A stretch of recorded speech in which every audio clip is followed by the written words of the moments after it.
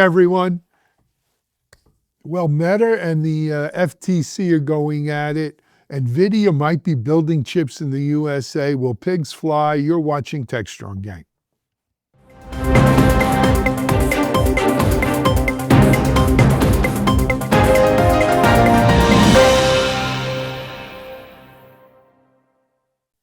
Hi, everyone. Happy Thursday. Welcome to another edition of Techstrong Gang. We've got a great gang lineup here for you today. What a good-looking bunch of gang members, I must say. Looking at my monitor, I see these smiling faces. It's great. Let me introduce you to our gang members today. First of all, joining us from out west, where she hosts all kinds of radio stuff and is a marketing guru, and will be at RSA Live in Broadcast Alley, holding down the anchor spot for Techstrong TV. It's our very own Lisa Martin. Hey, Lisa, how are you? Hey, Alan, I'm great. It's great to be here. I'm excited for the show. I'm excited to have you on. Moving west to east, I guess, right? Oh, no, still out west. We have another Silicon. How can I forget that? Sitting, right, we're not going to fly over Silicon Valley. He's at his office, his Lex Luthor office, high atop, atop the Golden Gate Bridge. Yeah. It's our across the Golden Gate Bridge editor at large. Yeah. John Swartz. Yes. John, welcome back. Well, I know you were out at Atlassian. I've seen some of the videos. What a great job. Oh, thank you. Yeah, we were in Anaheim. Then I went from Anaheim to San Diego to see my son. And I saw, I think, arguably the best and worst teams in baseball. I saw the Rockies play the Padres. Easy on the Rockies. We've got a Colorado, even though she's a Yankee fan. Camberley, I'm sorry, Colorado contingent, but they look like they just gave up already. They've been giving up for quite some time. Yeah. I think they need. Yeah, and it was kind of. I felt badly. I love. They are the Pittsburgh Pirates of the West. Well, the Giants. Ooh, that was a low blow. Yeah. Anyway, hockey team's doing well. The hockey team is at the Avalanche. The Avs do well. Anyway, speaking of Colorado, she is our bolder person on the streets of Pearl Street Mall there, Camberley Bates. Hey, Camberley, how are you? Good morning. How's the weather? It's spring today. You know, we had snow on Monday. It's spring today. Saturday, Friday, we had snow on Friday and Saturday. So there we go. Yeah, it's Colorado. Nothing unusual there. Next up, all the way, I guess, to Florida, though, he has that Wall Street thing going on. JP, a name like JP and Wall Street go together pretty well. It's our own JP Morganthal. JP, how are you, man? I'm doing well. How are you, man? Good to see you. It's good to see you, and thanks for coming on today. Always add a nice element. You know, you watch all the CNBC and MSNBC shows, right? And they always have a couple of different backdrops, and I'm like, I like that backdrop better than my red wall, so I'm gonna go with one of those backdrops today. Good. Well, on my Techstrong TV, I like to do my Fort Lauderdale. See. I always feel bad in the cruise ship picture or the palm tree picture. It just sends the wrong message for business. It's like, this guy's lazy. This guy's a beachcomber. He's doing it right. So one of the things they used to do, so a long time ago, I used to do these really early morning hits for CNBC. And one of the things that they would take us to a studio called Beyond Picks, and they had the Golden Gate Bridge behind us. And sometimes it would have, here's a little inside thing. They would show it, and it was always a clear day. Except days when it was raining. And so you see this clear backdrop. And anyway, they never adjusted. It's always clear in Studio 6. Yeah, exactly. There's no fog. There's no fog in San Francisco in Studio 6. I guarantee it's a fog-free zone. All right. So let's jump off into our first block for today. A meta mess, right? The antitrust trial the FTC had brought against Meta. Of course, this was. I believe it was brought by the previous administration, though. It was brought by the Trump administration. The 2016. 2020. The Trump 1 administration. Oh, I'm sorry. Yes. You're right. That's what I meant. Right. And then worked its way through. The first Trump administration ended in 2020, and that's when the action was actually initially started. But I'm sorry. They started it. Right. Well, John, take us into it here. What's the story? I mean, mess is a good way of putting it. So the FTC claims that Meta has cemented its social media monopoly by acquiring WhatsApp and Instagram. Now, remember those acquisitions took place, God, more than a decade ago, and were approved by the FTC. In the intermittent years, uh, they Lena Khan came along, but before even Lena Khan came along, the Trump administration and his kind of animus towards Mark Zuckerberg resulted in an action. So remember the war between Trump and Zuckerberg. He got kicked off. Trump was kicked off of Facebook. It led to a lawsuit. This is a very convoluted story. But in the event, a federal court trial started in Washington, D.C. this week. Zuckerberg was the first witness, and he, in a sense, is kind of fighting off these allegations that he has a monopoly. The FTC claims that the purchases of WhatsApp and Instagram, which amounted to $20 billion, were part of this buy or bury strategy. And they come across, and they came across emails from 2012 where Zuckerberg is worried about the competition from these startups, and they decide to buy them. That the argument from the FTC is that they basically kept these things independent of Facebook and built this monopoly. Zuckerberg is saying, no, we have this wide, varied business. It's not polluted by this monopoly charge. And in a sense, he claims that their acquisitions created this broad discovery and entertainment space. It's not just a social media empire. So this is going back and forth. And again, for some context, going back to this weird relationship between Trump and Zuckerberg, in the last few months, Zuckerberg and Meta in general have gone out of their way to try to persuade Trump's administration from dropping the suit or easing off in their pursuit. It didn't really work. So we find ourselves now in this case. The one thing, the consequence that Zuckerberg faces, if in the event they lose, is some sort of divestiture. I'm not sure if it will go that far, but DOJ beat Google in federal court over a search engine monopoly case, and a judge is going to be hearing remedies which include divestiture or some sort of breakup of the company in that case. So there is a precedent, and Meta should be worried, and I think Zuckerberg is very worried given his charm campaign to try to dissuade this. Well, can he just write a bigger check? Yeah. That's another. You're right. They contributed to the inauguration. They settled as part of this lawsuit that Trump set up against or filed against Facebook with another check that they wrote. Zuckerberg moved into the neighborhood of Trump to be near him. I mean, they threw a ton of money at the administration, and this is where we are. So I'm confused. Really confused, because couldn't Lena and FCC have resolved this the last 4 years?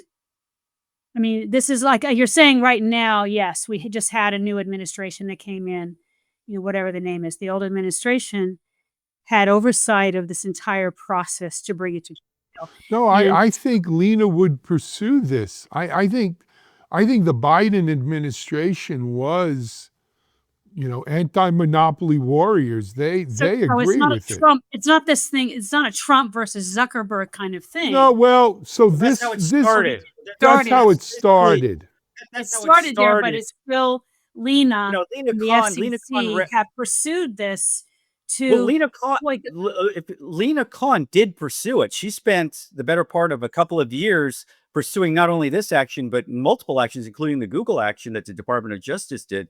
It's just that she didn't gain a lot of traction. We can go down a rabbit hole talking about why she wasn't more successful in certain aspects, especially around tech and Amazon, which was her main targets. It came down to kind of resistance from the FTC and the body of people who work for her. It was a lot of political action, but she really wanted this to happen. Oh, no doubt. The thing is, the date that got here to legal, this date was placed way beyond Trump taking, or the current administration taking, control of the presidency. But the fact is, several other anti-monopoly investigations and actions the Trump administration had, the second Trump administration, the present administration, has kiboshed, right? Because they're not going to be bringing many anti-monopoly actions here. That's not who No, they they're are. not.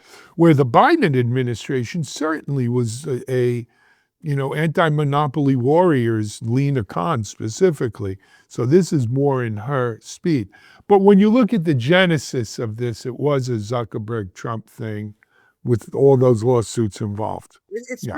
very confusing because the tech bros, and before the tech bros, the tech companies were darlings of the Obama administration, right? Maybe too much so.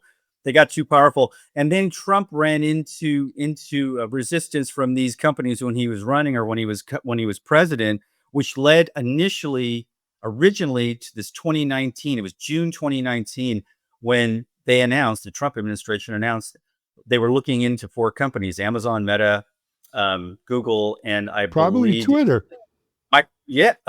Amazon. So this goes back and forth. It is very confusing. So yeah, but John, let's take the politics out of it. Okay. Let's take that out and say, is there within this FCC suit, is there legitimacy in what is being said about Facebook, Instagram, and WhatsApp and their domination of the social media place? So, so when I was in law school, Camberley, my constitutional law professor, who had come from Stanford, where he had 2 star students. One was named Rehnquist, one was named O'Connor. You might have heard of them. His attitude towards these kinds of technology-based suits is they're a moment in time, and given enough time, they become irrelevant. Yes, I think when this suit was brought, or when the investigation was started, there was an argument to be made that Meta, was a dominant force, more than dominant, a monopolistic force in social media. But that was 6 years ago. And I think when you look at social media today, including things like TikTok, and YouTube Shorts, and LinkedIn, and everything, and X. Well, X isn't what Twitter was, but it's still out there, right? I would posit that Twitter was a bigger social media player in 2019 than X is today. Well, the meta argument is that, right, there are a lot of choices now that there weren't before. But here's the bottom line. As we sit here today, I don't think anyone's going to say Meta has a monopoly on social media. Facebook is boomer book for people like me, right? TikTok is a younger demographic. Okay, I mean, X, Instagram, God knows my what. kids still use Instagram. So I'm assuming Instagram's still a power. And WhatsApp, look, I'll be honest, WhatsApp for me is when I'm international and people got to get a hold of me. And there are options for WhatsApp as well. There's Signal and all of these other ones that some of our DOD secretaries use for communication. Well, the thing about the FTC, it's so highly politicized.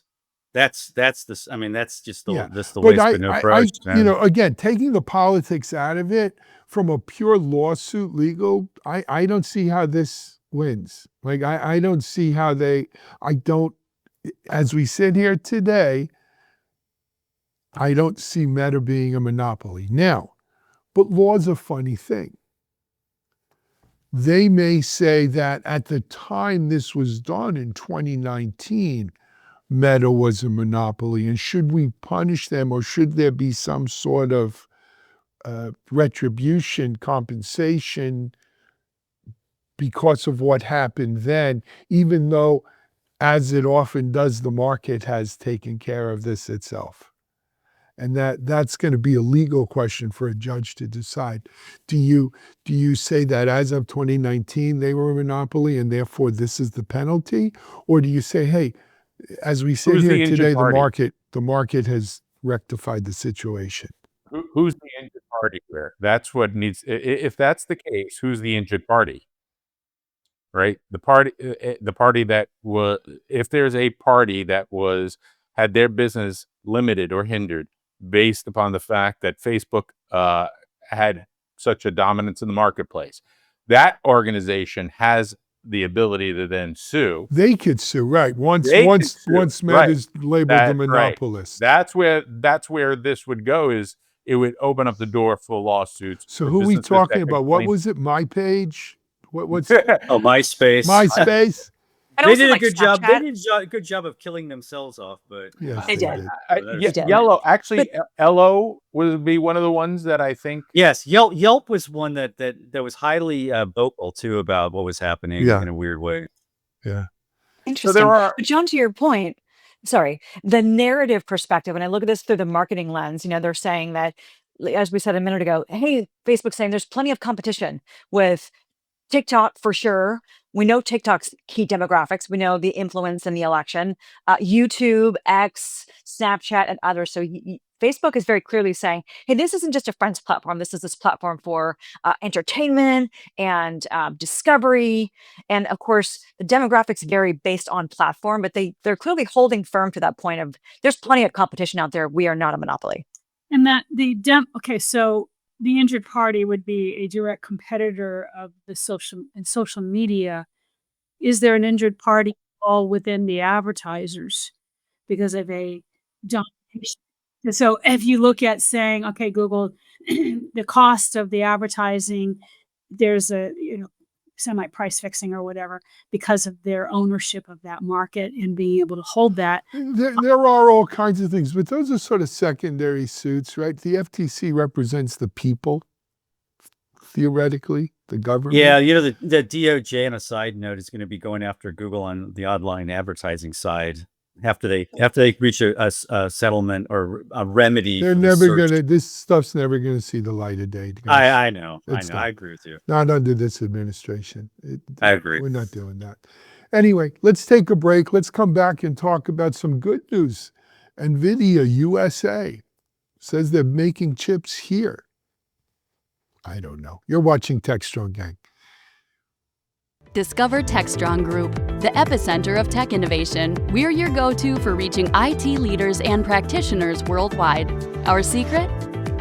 Impactful content that sparks awareness, engagement, and top-quality leads. With us, you'll access editorial websites, streaming videos, virtual events, custom content, analyst research, and more. Join our satisfied clients. Let's revolutionize your tech journey. Contact us today and tell your story to the world in the most powerful way with Techstrong Group.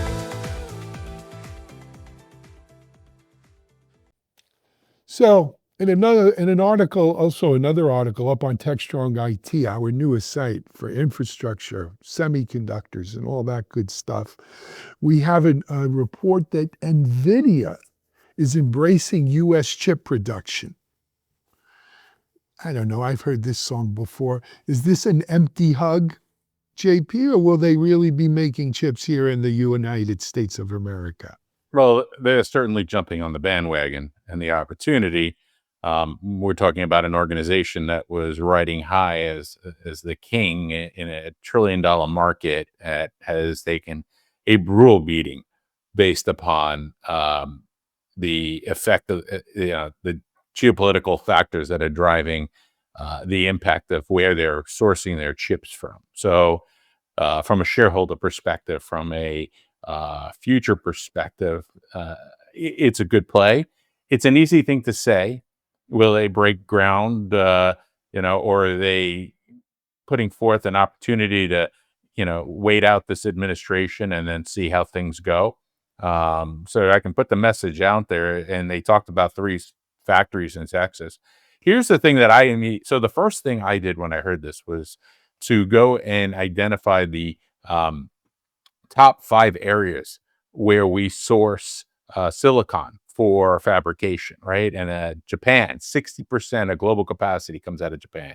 Then Taiwan, South Korea, and Germany, where United States is not a leading sourcer of silicon for wafer fabrication. So what does that immediately tell you? We're still stuck in some form of import requirement in order to fabricate chips here in the U.S. And for anybody who's fabricating chips here in the U.S. is going to struggle with that. So the first thing you need to look for to see if this even makes a difference is what will be the impact of those on tariffs to those countries who are sourcing the wafers, and so because that's going to affect the price. Then you get to creating chips in America, which is a very high quality process. I mean, beyond high quality. And takes me back to watching Gung Ho and the thought of Americans creating Japanese cars and the and the battle they went through, learning how to do quality control, right? With the guy in the 10,000th car sticking his head out, right? And it's easy for Ron Howard to have made a joke out of it, but the truth of the matter is, you know, American manufacturing doesn't have the same level of quality production as we find abroad. So you have a skills issue here. You have a cultural and attitude issue here. So who are you getting to work in these factories to produce these chips? Oh, by the way, the people who you probably really wanted, well, they just got shipped out to El Salvador. Perhaps. So the NVIDIA stuff that it seems like it's more of a real thing, Alan, when you say is this a just kind of like a lot of other companies just saying, let's do it. It's because like the first piece of that is TSMC in Phoenix, which there's already, when we say what's happening here, there's already a manufacturing facility and they're shifting. Wait, no, hold on. There will be a manufacturing facility. Right. They've been saying there will be for a long time. And currently it's in Phoenix. Before that, was it Minnesota or Illinois or Ohio? This ain't the first time TSMC has said they're building a facility here. But you make a valid point, which is NVIDIA designs chips. They don't build chips. They basically they go to fabs for that stuff. So you need fabs to build these chips. Now TSMC would be a fab to do it. And they have spoken about building one in Phoenix. Have they broken ground yet? I don't know. I mean, here's the bottom line. Whether they broke ground or not, to build the fab, train the workers, look, it's a 3 to 5 year project. Well, the only reason why I say that is because in their blog, they make the statement, Blackwell chips have started production at TSMC's chip plant in Phoenix. Started. Yes, I saw that too, that it was already happening. That was what they so intimated. That means message. they've probably broken ground and they're doing it. But I think the last reports I saw is assuming there is a TMC and we don't have a war over Taiwan or whatever craziness goes on in this world, we're 3 to 5 years out from actually seeing. I don't know if Blackwell will be the chips that get produced there when it's all said and done. It might be the next gen even. Who knows? Okay. And wasn't some of this funding coming from CHIPS Act? The CHIPS Act, which is probably going to be undone by this administration, like everything else that came out of the Biden administration? So let me I just did a quick pull up. TSMC's first chip factory in Phoenix started commercial production of 4 nanometer in 2025. In the first half of 2025. Factory is part of a larger investment with a second fab at 2 nanometer in 2028. So if I'm not mistaken, the Blackwater, the new chips are 2. So you're looking at 2028. So you're looking at 3 years before that. But let me just say a couple things. First of all, JP, to your point about where silicon comes from. It has always been the way of the world that the leader nations import raw resources and export manufactured goods. England used to take wool and timber and put back out clothes and ships, right? That's how England, ruled Britannia. So that's not a bad business model for the U.S. Import raw material, export processed goods. I saw an interview with Tom Friedman from the Times a couple days ago on social media, and then I dug in and listened to it. And he had and whether you like Thomas Friedman or not, I know he's an opinionated guy. I personally love reading his books. I think he makes a lot of sense. But he had an interesting viewpoint on this kind of stuff. He said, we need to take a page out of the China book. What China did is they didn't raise their tariffs to the level they're at overnight. They gradually raised the tariffs to close that market off to US and other providers. What they did initially was said, please, please come in here. And they carefully studied what the US did well and what the US didn't do well. JP, to your point, we don't, whether it's cars or chips, there's some high quality stuff that perhaps we don't do well. And then they put maximum effort into doing well what we didn't. And it took, in the case of China, 25 years. But you're seeing the reality of it now, right? They have 25 years of practicing to do well what we don't. And during that 25 years, they kept raising their barriers to outside products. We need that kind of focus. We need that kind of true north to say, what's it going to take for us to be a chip power here?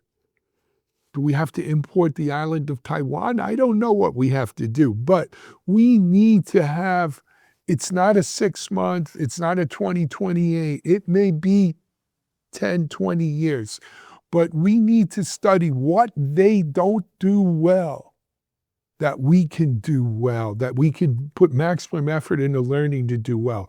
Because this isn't, the problem, having done, you have your Wall Street thing, having helped put together a public company is you live quarter to quarter, right? And you don't have a chance to really have a true north. Most companies don't have a true north.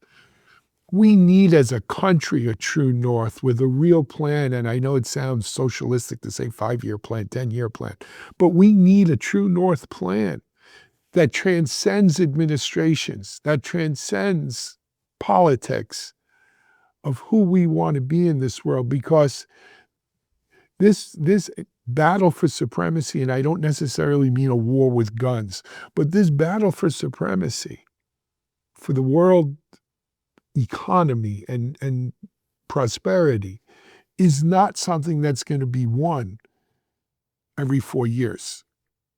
It's going to be won with a real a U.S. economic strategy for the 21st century. We're 25 years late. It's time. Well, yeah. So I give kudos to NVIDIA for doing this, and I don't doubt they're going to eventually do it. But the one thing that jumps out at me is they want to create, quote, hundreds of thousands of jobs and drive trillions of dollars in economic security over the coming decade. Then but I mean, here's my point. These things take time, and as you said, we are a very impatient. We have a short supply of patience in our society, and plus our government is set up so every 4 years we have a new change of plan or change of course. And in China, they can work around that. And I think that's the one thing. I look at what Apple and Intel say they want to do, what they intend to do, and I just my eyes glaze over, because these are just talking points. These are not realistic goals. Not even close. I mean, another example is our space program. I think all of us, well, maybe not you, Lise, but all of us were here in 1968 when we saw Neil Armstrong land on the moon. Yeah. What happened to our space program? What happened? We were supposed to go back to the moon. We're going to Mars. No, we're not going to Mars first. We're going to the moon first. Then we'll go to Mars. We'll stop at the moon. Maybe we'll go to Mars and then go to Jupiter. Don't go to Europa. That moon is forbidden to you, according to Arthur Clarke. We don't have a space program with a coherent. We can't formulate. The irony is that the Trump administration is putting an emphasis on the space program now. Believe it or not, because of Musk's influence. But what do we do? Are we going to the moon or are we going to Mars? In the meantime, China's landing on the dark side of the moon. They found Pink Floyd playing Money there, but they're putting a new space station up. They have a plan that that was the whole point of Friedman's thing, is that we need plans. That's what makes SpaceX very interesting, is that they have, in a sense, I don't know if you could say that they leapfrogged Space Force, but I mean, when you got chopsticks, taking back the rocket or whatever, you're kind of like going, okay, that's a big advancement. That's really cool. Yeah, And but yeah, The space program, 90%, and trust me, I watch them as they launch here, right from my backyard. 70 to 80% of what goes up is satellites, feeding into the network, the SpaceX network. The thinking that we've never accomplished is identifying something like the moon and being able to mine it for minerals. Now, if you we destroy our planet to suck out minerals, right? And it affects our planet when we don't really know all the minerals that are available to us on the moon. And we certainly haven't completed a process whereby we can go extract those minerals from that planet without affecting our own and be able to transport them back to this planet. Seems to me that really should have been the focus of the space program, right? Let's go figure out what's or up there. if not the moon, asteroids, right? Bring a metal asteroid into and mine the heck out of it. They have asteroids that are worth trillions of dollars in iron or nickel or whatever. Right. Why are we still pulling? Yeah, because it's expensive. It's peak. It's still peak. And But we're missing that. SpaceX has done some cool things, no doubt. Chopsticks catching the rockets and everything.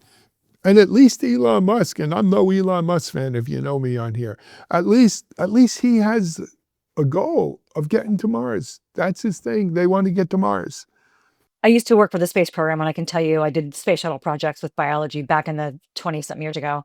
And the focus problem was huge. I mean, launch is constantly getting delayed. But what I pulled from that was before I was in marketing. So kind of like not thinking about what's the message they're putting out there. I thought NVIDIA's message here, even though the press release didn't specifically call out this is a response to tariffs, I thought they were aggressive. They said, we're going to build more than 1 million square feet of US-based manufacturing space. We're going to launch productions of 2 supercomputer manufacturing plants in Texas. And they forecasted, and this is, Alan, when you were talking about years, they said 12 to 15 months. These plants will be ramping up to mass production. That's a bit of a vague statement, but are we seeing here kind of the key elements starting to become available onshore? Are they beginning to fall in place? Does that signal that? Is NVIDIA leading that key elements? right, so Foxconn has been onshore for many, many years. They are an assembler of systems, as is the other company, West or whatever it was. So Foxconn is like the major assembler for a lot of server companies, hardware on storage devices. So what they're doing, so there's a big difference here. JB we were talking about the silicon grown, so it's TSMC in Phoenix. That takes 5 years to develop and bring online a new lab, or a new new factory there. The Foxconn thing is saying, okay, I'm taking all the parts and pieces and I'm assembling that piece of it, much like we see the auto manufacturing being done, is the final manufacturing being done in the United States. So I think that's why they can come up within 12 to 15 months. And then you have the labor. You guys brought out the labor. I haven't heard that. And they're talking about doing a lot of robotics.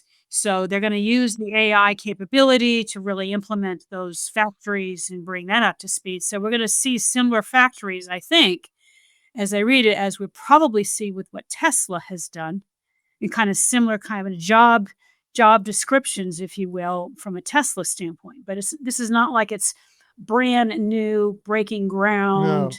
But I thought, wasn't the Foxconn facility in Wisconsin and they kind of mothballed it?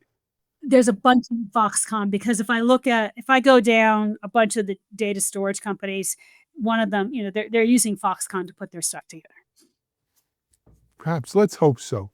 Anyway, time for a break here on Techstrong Gang. We're going to come back and talk about, hey, have a bunch of companies found the political will to do something about spyware? We hope so. You're watching Techstrong Gang. SecurityBoulevard.com is the leading resource for news, analysis, and education on challenges facing the cybersecurity industry. SecurityBoulevard.com covers all aspects of cybersecurity, including data security, DevSecOps, cloud security, application security, network security, security threats, and more. SecurityBoulevard.com has the largest selection of security content, featuring breaking news, blog posts, podcasts, and more.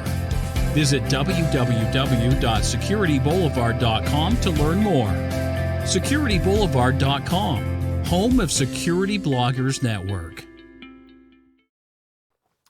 Hey everyone, we're back here on Techstrong Gang, and our third segment today, spyware spoilers. 21 countries have signed on to a voluntary pact. That means it may not be that enforceable, like sort of the Paris Treaty. But we're going to do something about stemming the proliferation of spyware. Lisa, what's this one about? Yeah, this is interesting, Alan. You said nearly 24 countries signed on to this voluntary accord to address this rising threat that just keeps going up and up and up of commercial spyware that's used by some governments to track everything from journalists to activists and lawyers, similar targets by hacking into tech devices. This meeting occurred in Paris last week. Number of countries, including the UK, France, Germany, etc. The US was not one of them. But they had this 2-day meeting where they came together and said, we're going to sign this Pall Mall process, this code of practices for states.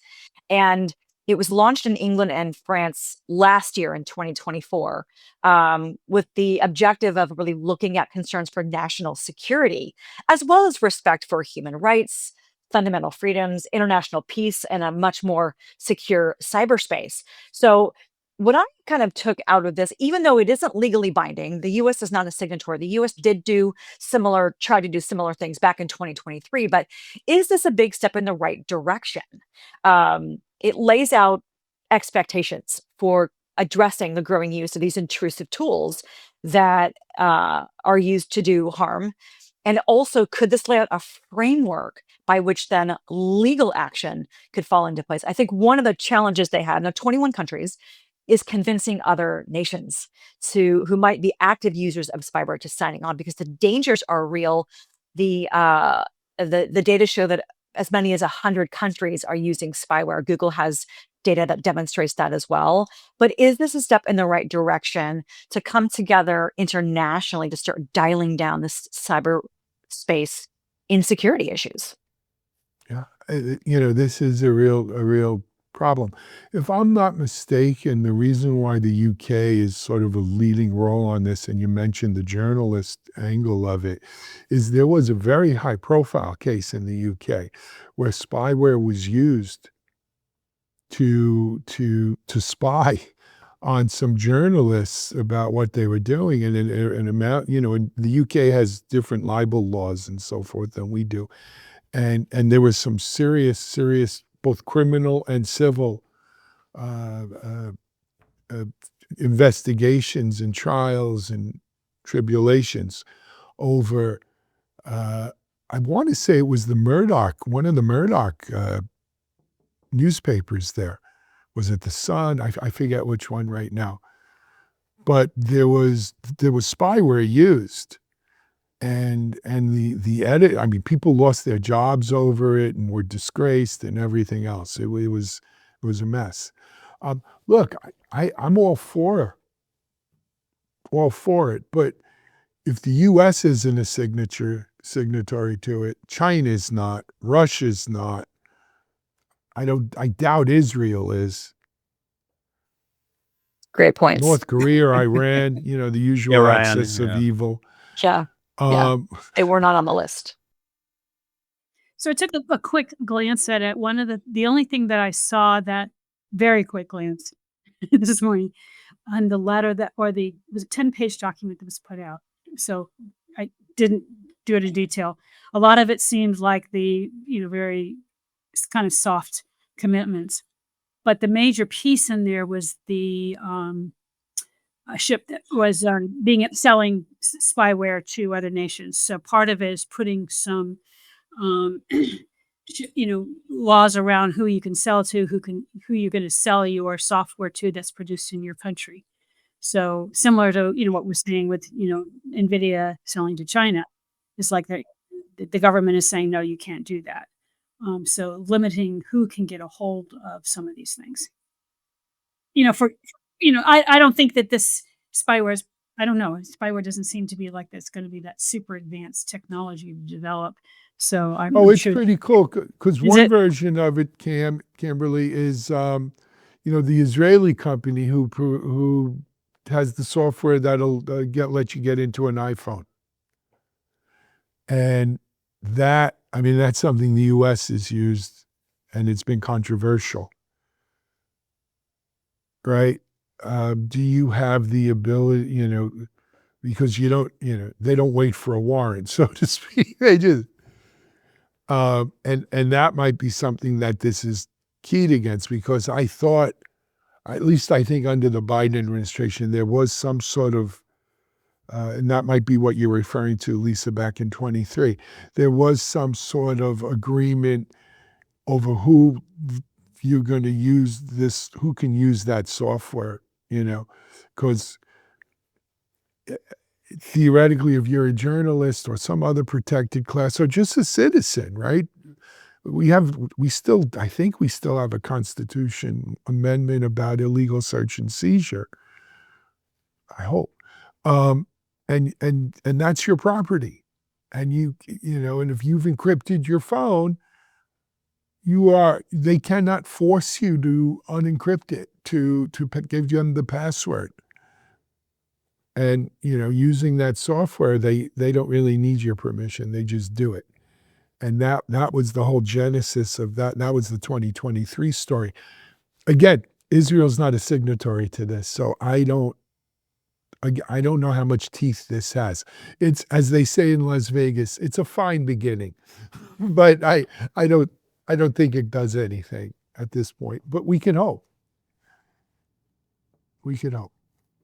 All right. John, you have a look on your face like the cat who swallowed the canary. Do you want to say something? No, I'll throw something out it's not really related, but it involves data and personal data. So in California, I don't know if you did this, Lisa, but the Real ID, I had to go to the DMV to renew my driver's license. Yes, it's Friday. So if in order to travel, unless you have a passport, you're going to have to use a Real ID as part of your driver's license. So I had to go back in to renew anyway, and they asked me if I would like to join the Real ID. And it's I don't know if you did, Lisa, but there are so many documents and personal information to pass over. I refuse to do it. I'll use my passport instead. And when I I'm looking puppy at, chewed my passport, so I can't use mine. So I have to get a real ID. I'm going in this week. And you're right, all the documentation that you have to prove, birth certificates. I mean, it's crazy. and the crazy thing is, like, every other day I get a card in the mail about a data breach, and I'm waiting for that one to if I join and become a Real ID and hear about some sort of data breach. So I'm just become extremely paranoid by all this. I don't know. Sorry, I don't mean to be too dark, but No, it's just it's something that okay. Is it more so than global entry?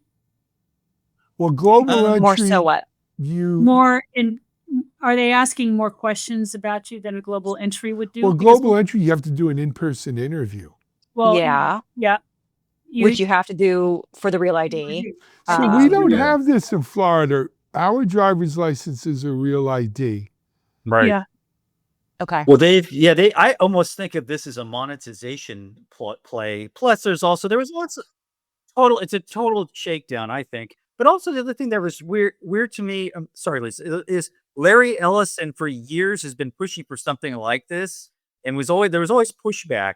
And now we're seeing, I'm not saying he has anything to do with it, but I just kind of resent the idea of my driver's license being useless as personal identification now in the state.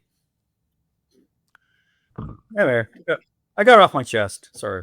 I'm glad you were able to get that off your chest. I feel so All much right. better now. Hey, There's a lot of policy right now that is benefiting the ideas and concepts of some of the key people who have been investing in the tech sector out of Silicon Valley since 2000. Are you thinking like Palantir or just among Teal. others? No, I'm talking about like Teal and the people like that. Well, he's involved in Palantir. Yeah. Yeah, he's a Palantir guy. Yep. All right. Hey, we're gonna wrap. This is a great Techstrong Gang. We've got a full day of Techstrong, or at least a few couple hours more of Techstrong TV to follow. Check it out. Some of it is John at that Atlassian conference, I believe. But until tomorrow, we hope you've enjoyed this. Alan Schimmel. We're out.